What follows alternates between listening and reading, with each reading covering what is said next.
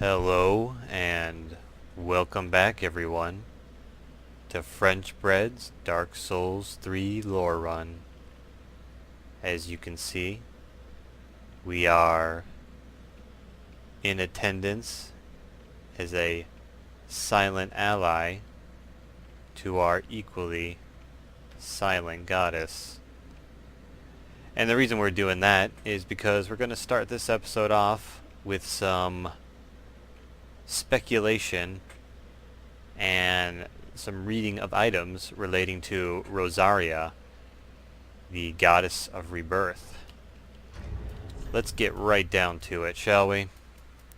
For starters, after our confrontation with Leonard the Ring Finger, we acquired the soul of Rosaria. Soul of Rosaria, Mother of Rebirth, stolen by Ringfinger Leonard. Return to her extant corpse, and the Mother Rosaria will spring back to life, as if nothing had ever happened. And you can see, quite unlike any other soul we've encountered, Rosaria's soul has a red tinge and is relatively small but thoroughly distorted. We also acquired the Crescent Moon Sword, Ringfinger Leonard's weapon of choice, a type of shotel imbued with the power of the moon. Leonard set out on a journey of rebirth, but decided instead to serve the goddess as a knight and inherited this weapon. Before we talk on that, let's go through the rest of the items we have on hand. Silver Mask. Silver Mask of Ringfinger Leonard. In his youth, Leonard suffered grave burns to his entire body. His face in particular, which he hid beneath his mask, was terribly scalded. He abstained from restoring these injuries even after becoming a finger of Rosaria. And the garb is the garb of Ringfinger Leonard. Leonard was born into royalty, which is believed to be the reason for his skill in both sorcery and swordsmanship. Indeed, this dingy garb is in fact embroidered with gold thread, betraying its purpose as military wear designed for a noble. And the rest of his armor says similar information, says these dingy gauntlets are decorated with silver, and his dingy trousers are in fact meticulously tanned. So all of his garb betrays him as having been a noble figure, and he received a crescent sword imbued with the power of the moon once he decided to serve Rosaria as a knight. So as far as Ringfinger goes, he had some traumatic event that scarred his entire body, and naturally he sought out Rosaria, who, as one of the services she can provide, is basically remaking our character's appearance, experiencing a physical rebirth. And she can also reallocate our stats, which I suppose I will take as a spiritual rebirth. But instead of making use of those services, it appears as if Leonard came to adore the goddess in a more personal sense. I think I don't think in a romantic sense. I kind of feel like he took her to be a maternal figure, which, big surprise, Mother of Rebirth. Before we do anything further, though, let's pop on back to Firelink Shrine real quick, because we can actually transpose something from the soul of Rosaria. I don't intend to do so. I tend to return the soul to Rosaria, but we definitely want to check out what we can transpose before we do so. And this is, again, something that very much mimics the situation that we encountered in Dark Souls 1 with Lautrec and Anastasia, where you could return Anastasia's soul and then you'd have your Firekeeper back, or you could utilize the soul for whatever purposes you wished. Here we go. Bountiful Sunlight. Special miracle granted by the Princess of Sunlight. Gradually restores a large amount of HP for self and those in the vicinity. The miracles of Guinevere, loved as both mother and wife, bestow their blessing on a great many warriors. And we have one more thing we want to check out before we really dive into our Rosaria speculation. And hopefully I have the requisite number of pale tongues required to get this item. I did a fair bit of Dark Wraith farming to get them.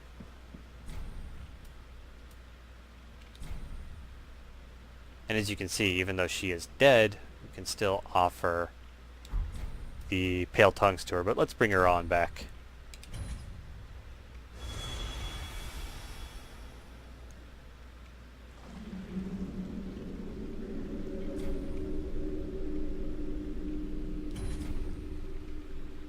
And just like it said in the description of this soul, she returns back to life as if nothing had ever happened. Let's offer 9 tongues. And in return, we gain the Obscuring Ring, which we've seen in action a handful of times now, both with Hazel and with Crichton, however you want to pronounce it. Let's check this ring out. Obscuring Ring. Ring bestowed upon the fingers of Rosaria, invaders who seek tongues for their goddess. Hides the presence of the wearer when far away. It is said that Rosaria, the mother of rebirth, was robbed of her tongue by her firstborn, and has been waiting for their return ever since. Okie dokie. So, I have a few different ideas with regards to who Rosaria might be, what she might be, all that good stuff. I think the connection to Guinevere is just unavoidable. Given her kind of status as a goddess, and the fact that her soul can be transposed into one of the iconic miracles of Guinevere, and the fact that when Leonhard steals Rosaria's soul, he carries it to Guinevere's old audience chamber. So, regardless of what the truth is, I don't feel like there's a whole lot of room for debate that she has some connection to Guinevere and the old royal family. The question is, what is that connection? Well, the more grandiose and sweeping theory is that you could surmise that Rosaria is actually Guinevere, a Guinevere who has likely fallen to the dark and or the deep. And reasons for speculating on this are, of course, the Bountiful Sunlight miracle, of course, where Ringfinger Leonhard flees to after, absconding with her soul. And also the fact that we know from the Divine Blessing that after giving birth to her youngest child, Ocelot, the queen disappeared So, was she abducted and brought to the Cathedral of the Deep? If there is indeed this connection, if we do go ahead and say Queen of Lothric is Guinevere, and then the Queen of Lothric is also Rosaria, was she absconded, or was she kidnapped and brought here? Did she come here of her own free will? Possibly, seeking insight into the deep and possible threats. Not sure. Can't really say with the information we have available, but it seems like it's a possibility.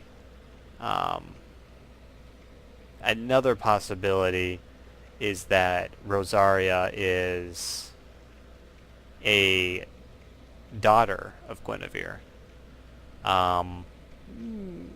Maybe Gertrude, but because as we well know, Gertrude was blind and mute, and certainly I don't know about Rosaria's eyesight, but we know she's mute. So, okay, yeah, that's a possibility, but I kind of feel like that Gertrude was the body we discovered in the cell in the Grand Archives. I mean, that's exactly where the lore says Gertrude ended up, so that's where we find a body. That's kind of who I think it is. But it's entirely possible that it could be one of Guinevere's other children. We know she raised many heavenly children, which, we can count theoretically Lorien, Lothric, Ocelot, and Gertrude in that number.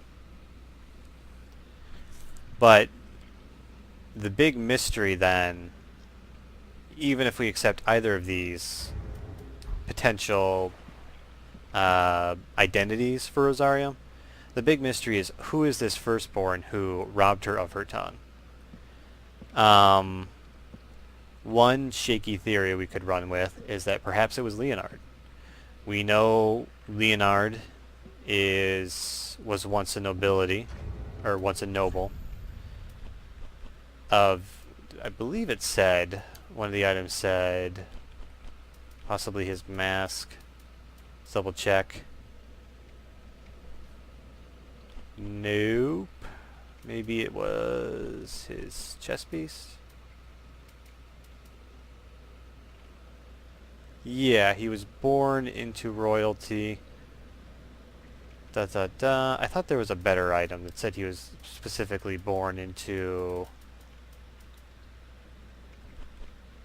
the old royalty, or something along those lines.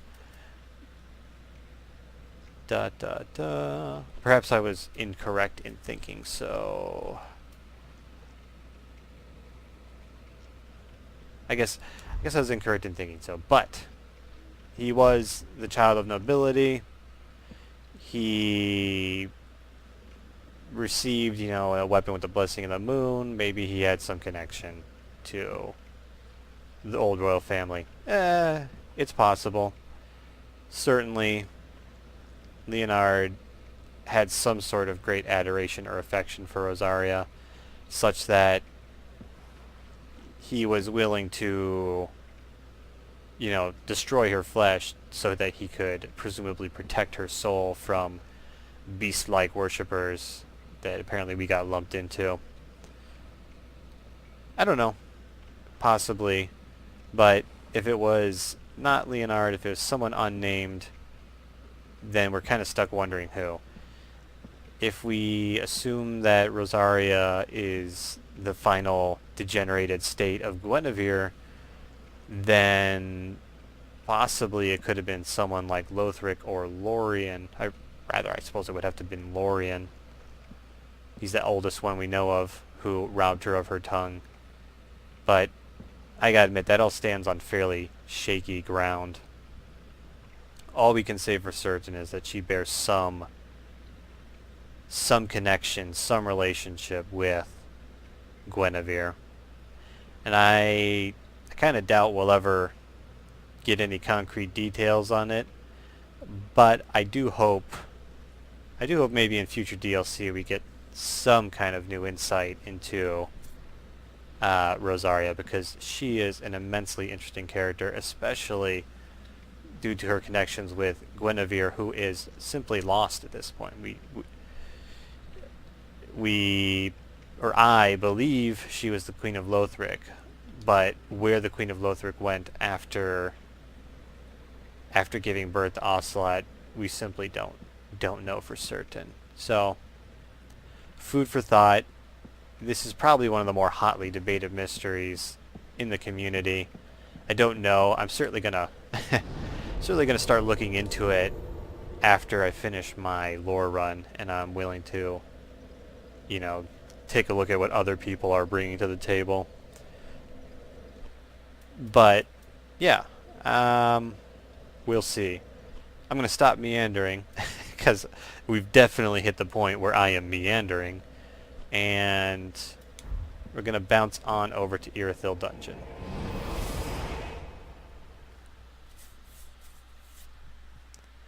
Because we may have the... is this the way I want to go? Not really. We may have all the Lords of Cinders ready to assemble, all the warriors, but we haven't yet explored every area that is available to us. And there ain't no way we're finishing the game before that happens.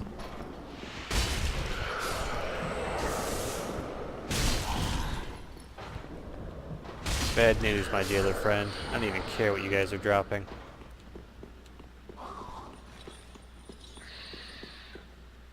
There we go. Man, my health looks low. Oh, right. It's because of the jailers. Of course. So I'm sure you guys recall, I'm sure you remember, back when we first arrived in Irithyll Dungeon and we obtained the Dragon Torso Stone. We didn't know anything about meditation then, but after we bested Osiros, well, we know a little something about it now.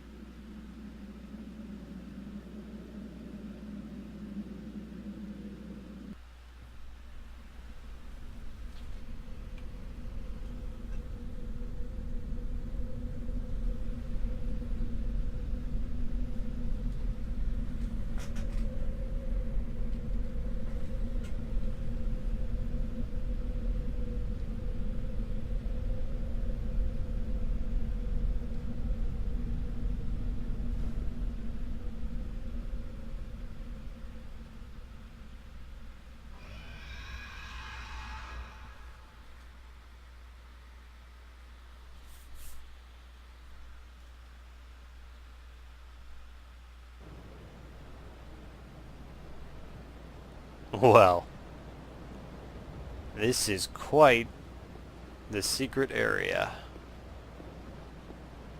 And a huge tonal shift from the current state of Lothric.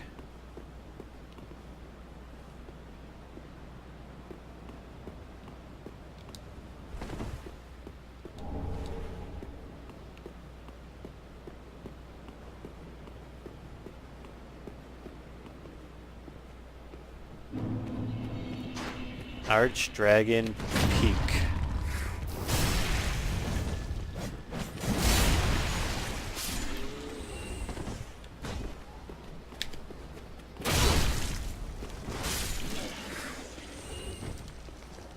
Got the heal. It's very important. Archdragon Peak. Basically, this game's big ol' secret area that I think most people, without the help of either guides or online messages, probably didn't find their first time through the game. And this is, damn, this is a really, really cool looking area. And speaking of looking really cool, actually, I think this is a good time for us to discuss my latest and possibly final fashion setup. So, something about this area makes it hard to see my entire body. Oh well. We are rocking a +5 profaned greatsword, sunset shield, Carla's pointed hat, Leonard's garb, Morin's gauntlets, and assassin trousers. I've known pretty much from the start of this playthrough that Ronnie's ultimate headgear was always going to be the Carla hat. Just because I love the way it looks, and we're slightly witchy.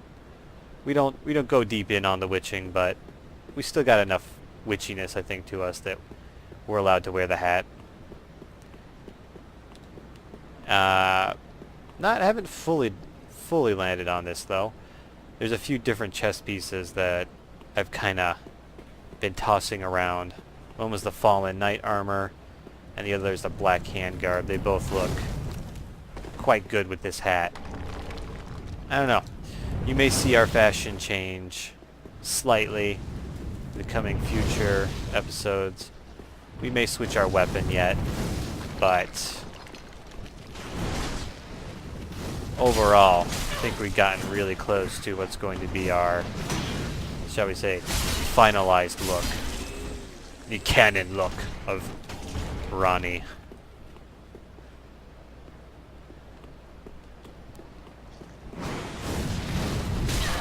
Well, that's interesting.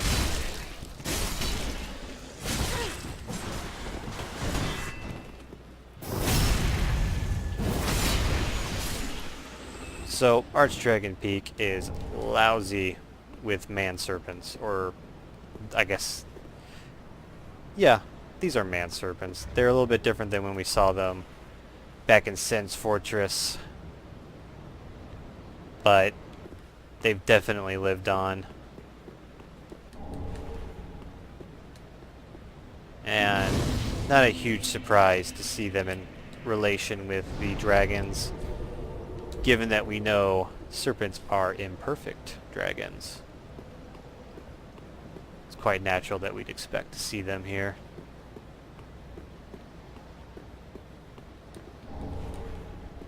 Can we even... trying to get my location bearings, can we even see where Lothric would be from? Is that it right there? Yeah. That's got to be it off in the distance there.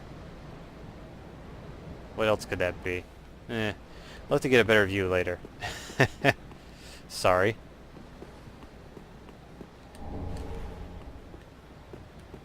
This is really where the Titanite chunks really start picking up speed again. Fitting, given that this is basically one of the final areas you'll ever get to experience.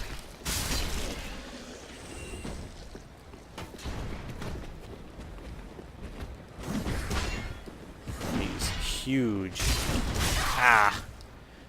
ass man serpents are a huge pain in my ass. Though this battle axe one is really the lesser of so many evils. Wow, good delay there, buddy.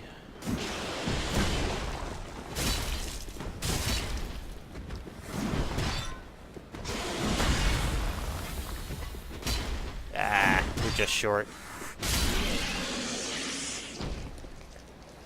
I can't tell if he's that tough or our weapon isn't quite hitting the amount of damage we really want out of it.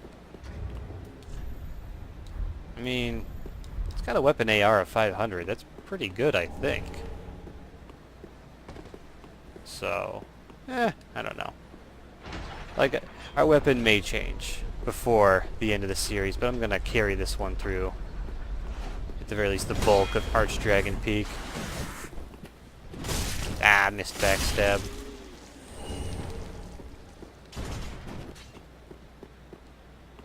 Down here, the last of the clutch rings, I do believe. and a nice view of what's to come.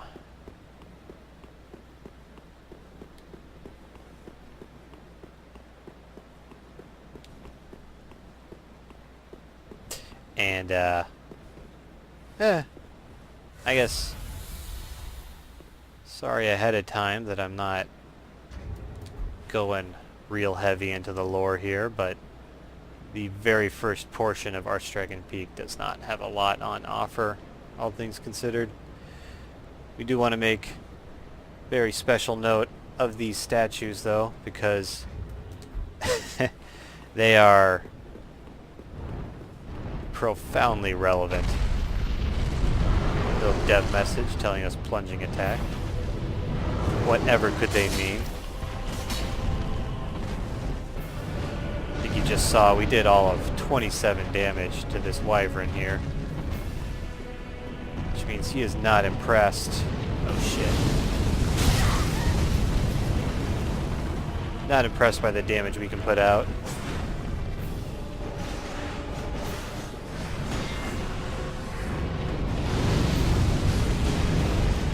Nice flip, bro.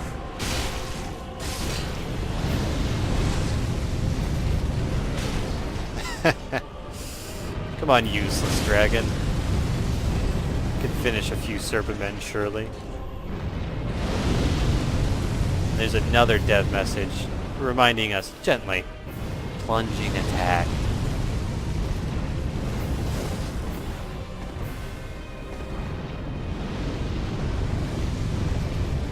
Not safe there either.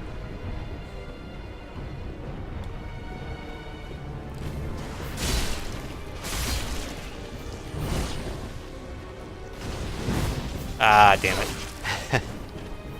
My timing would have been perfect half a second later.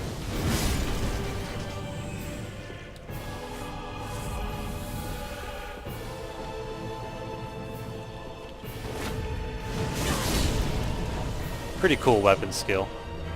And as an added bonus, as soon as we use that weapon skill, our sword becomes enchanted with the profane flame for just a little while. Fairly short duration, but every little bit helps, especially on a weapon that we cannot apply things like the Karthus. Isn't he blocking? Like the Karthus or Flame Arc too.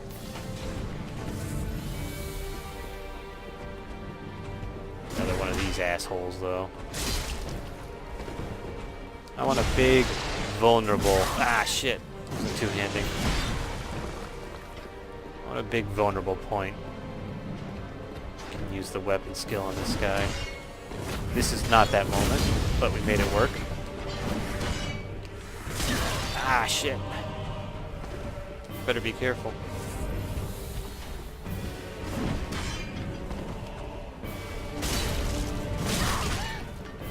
Blech.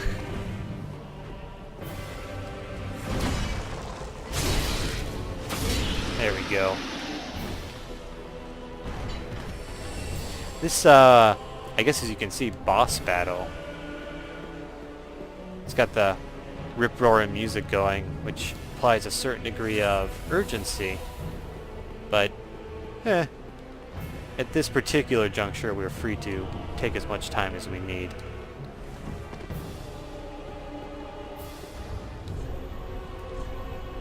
Let's try to play around a bit. So we got this asshole.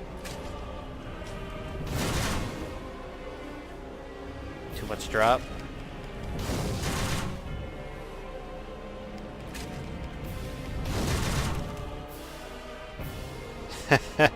There we go.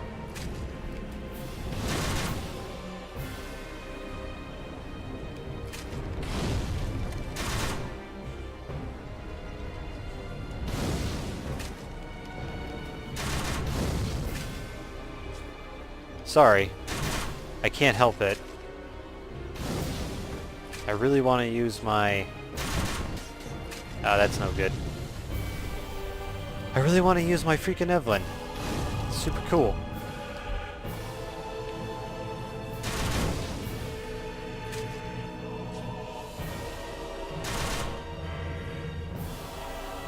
on, just one more flurry. Got him. There. That's my profound victory. Watch me get destroyed by this man-serpent. Because he is a true fucker. Hi.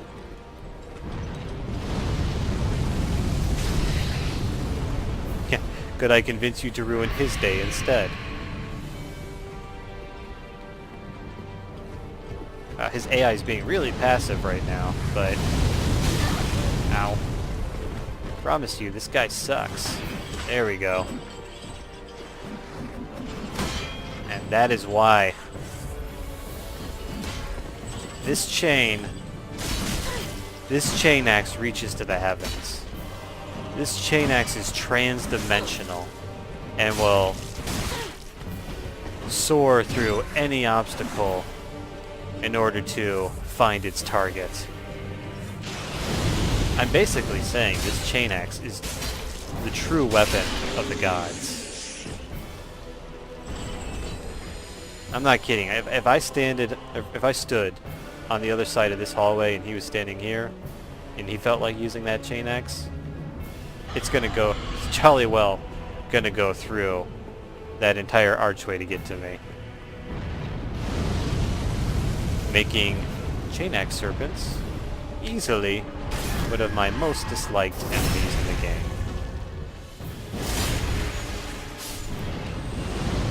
Ooh. Suppose we should look lively.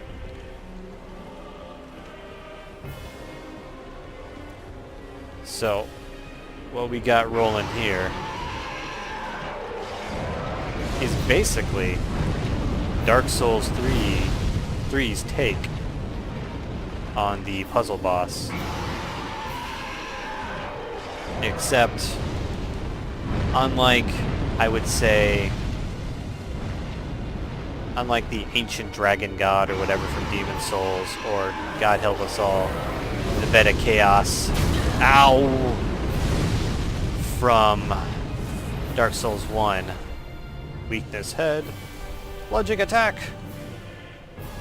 Ancient Wyvern's actually kind of fun to fight, as long as we don't miss our plunging attack. Yeah.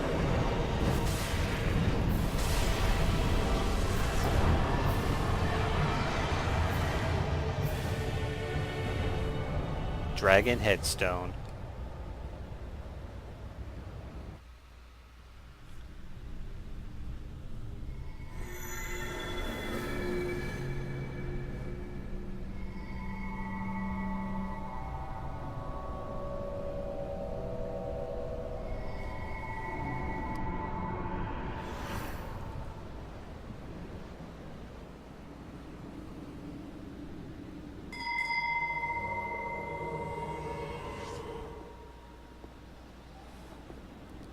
Are we wearing a bib?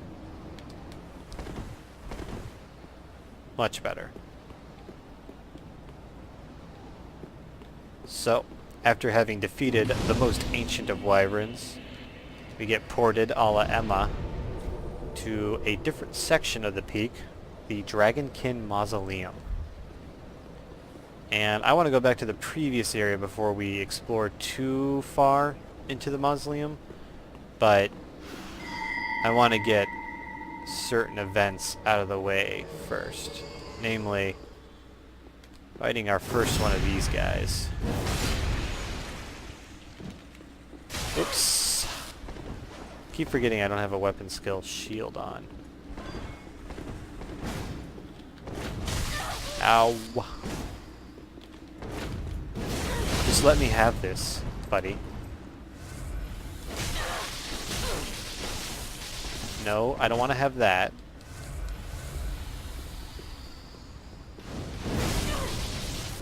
We win the final trade. And we received a Drake Blood Greatsword as a reward. But up top, let's see the source of our misfortune. This cobra-looking caster with their kind of adorable little stroller. You know, like, this is like what babies have, you know, toddlers who are first learning to walk or whatever. Our oh so intimidating snake friend here apparently requires the use of one of these to stand. Alright, I shall torment them no longer.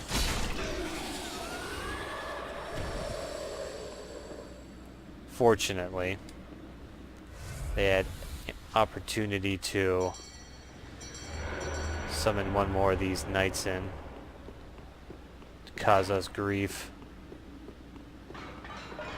So let's take care of this. Ooh, or get taken care of. God, they do a lot of damage.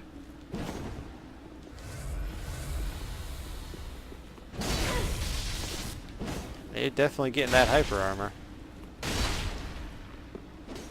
I think this is one of those enemies that fast weapons actually do fairly well against. Get the hell out of here. Alright. That taken care of. Tut tut. Let's go back to the other area. I'm gonna snap up some items from over here. Then I'm gonna pick up an armor set. And then we're gonna do an item roundup, which I think will cap off this episode.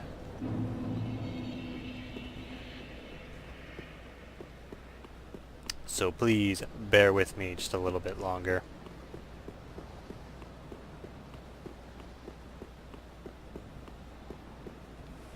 Hopefully. You know, I fully expected that guy on top of the bridge to like be an ambush where, you know, he slinks down and then he assaults us. But apparently not. Apparently that ain't the deal. Large soul of a weary warrior. Tragically, we cannot ring this bell. Down off this side, which, to be honest, is mostly, first blush it anyway, a trap for when you're trying to figure out what you're supposed to do with the ancient wyvern. However, there is a treasure secreted away to the side. An old staple ring. A ring of steel protection. Like I said, we'll get to reading that item and the others we've picked up this episode shortly.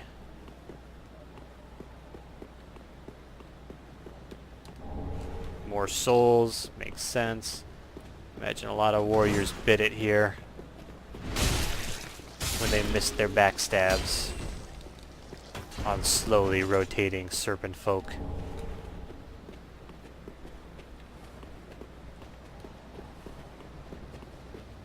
And we got no choice to field these guys.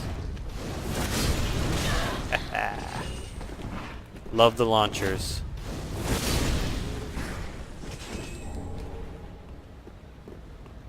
You know, I'm not sure. I don't think... This sword is awesome, by the way. I don't think you can get the daggers of these rogue-like serpent dudes, but I am pretty certain you can get the curved shotel weapon of the other ones, of the other varieties. And some twinkling titanite. Alright, I think that does us for this area, so let's get back to the bonfire. And for one final time, revisit an area we've already been to.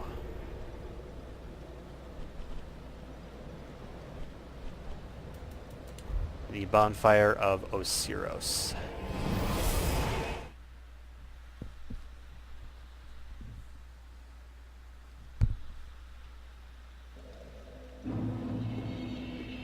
We're gonna head back the way where we originally encountered our first serpent folk and got the meditation emote. Just let me spam my R1, man. I'm not interested in a fight. And miraculously, somehow, on this body, we've come back and we're like, hey, wait a minute. I could just rob this body of its armor. True revelations come slowly, I suppose. Alright, we've stocked up on everything we want to stock up on, so let's get to reading items. Starting with the Dragon Head Stone. Stone imbued with the power of the everlasting dragons, used in a secret rite by dragon worshippers. Gain the head of a dragon and emit dragon breath, a transformation that is irreversible until death. Those who choose the path of the dragon strive for perfect imitation, and the dragon head rite is the first step in this grand process. So there's actually a little bit more to go. Getting the standard dragon head and dragon torso stones are not the full path, such as it is to becoming a dragon. Fortunately, the Ancient Wyvern doesn't give us any soul, which kind of sucks. I guess the headstone is a suitable replacement, but still a little disappointing. Because we're greedy. We want all the lore we can get. We didn't get a weapon. Got a shield, though. Ancient Dragon Great Shield. A wooden shield bearing the image of an ancient dragon. Very slowly regenerates HP. The painting is the result of an exquisite but painstaking technique. Lingering, underlying traces of the ancient dragons can still be seen in their descendants, the man-serpents, though they have fallen far from grace. So there's our direct connection between man-serpents and dragons. They are properly degenerated descendants of the true dragons. And this shield, as it happens, is not just a source of dragon lore, is also the source of a very obvious Demon Souls reference. The shape and function of this shield is identical to the Adjudicator's shield in Demon Souls. The only difference is that this shield has the painting of an everlasting dragon on it, whereas the Adjudicator's shield, as you might guess, had a painting of the Adjudicator on it. We also acquired a new set of armor, the Drakeblood set. Armor of the Drakeblood Knights, worshippers of the blood of dragons. The red cloth is said to symbolize their yearning for blood. Dragon worship has captured the hearts and minds of warriors across the lands for many ages. Perhaps such warriors are attracted to doctrines of few words. And we also got, now to think about it, the Drakeblood Greatsword. Greatsword wielded by an order of knights who venerate dragon blood. This sword, its blade engraved with script symbolizing dragon blood, inflicts magic and lightning damage. And to top it off, this is a very interesting greatsword. It can also be infused, meaning you can make a physical magic lightning fire or a physical magic lightning dark weapon that does just 4 different kinds of damage, which of course means you're having to go through 4 different kinds of resistance, but still, it's an oddity, but it's still kind of a cool one. And I believe the rest of their armor says much the same. If I'm not mistaken, the Drakeblood Knights were introduced in Dark Souls 2, I think in the DLC. As of the time of recording, I still haven't gotten through the Dark Souls DLC. I'm in the Sunken Crown DLC, just like the last time. I left off on it, and boy do I hate that DLC. That might be a controversial opinion, since I hear many people say they like the DLC a lot, but maybe the other two are great, but the Sunken Crown DLC, other than providing one of the few good vistas in Dark Souls 2, hasn't impressed me a whole lot. But that's neither here nor there. Let's get to the ring we picked up. Ring of Steel Protection. Ring of the Night King of Ancient Legend. Increases physical damage absorption. The Night King was said to be lined with steel on the inside, such that even the talons of mighty dragons did him little harm. And this is a reference to the mysterious and only sometimes referenced Night King Rendel, who I believe was the king of the Baldur Knights in Dark Souls 1, who we cut down countless of their number in search of that precious Baldur swag sword.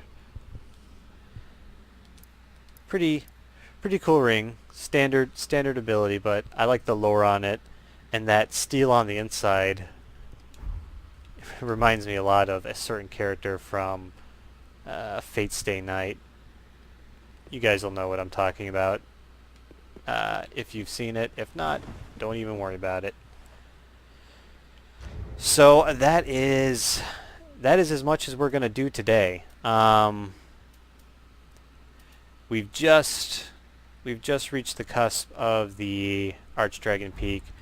There's going to be a lot of interesting stuff to discuss in the next episode when we really get into the meat of it. So I hope you'll forgive a more a less talkative second half of this episode than the first half. It's just because they kind of load up all the good stuff on the back end of the temple. So I will see you guys next time, hopefully. Thanks for watching. I'll probably farm a few man serpents so we can get their weapons.